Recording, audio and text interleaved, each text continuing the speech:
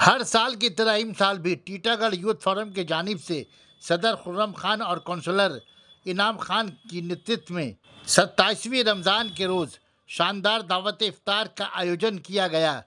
जहां पूरे मुल्क में नफरत की बात कही जा रही है, वहीं मगरबी बंगाल के सरजमीन टीटागढ़ में दावत इफ्तार पर हर मजहब और मिल्लत के लोग शरीक होकर हिंदू मुस्लिम भाईचारगी और एकता का पैगाम दिया। दावत इफ्तार में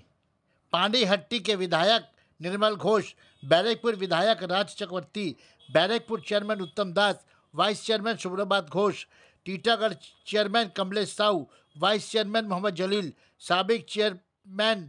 प्रसंतो चौधरी,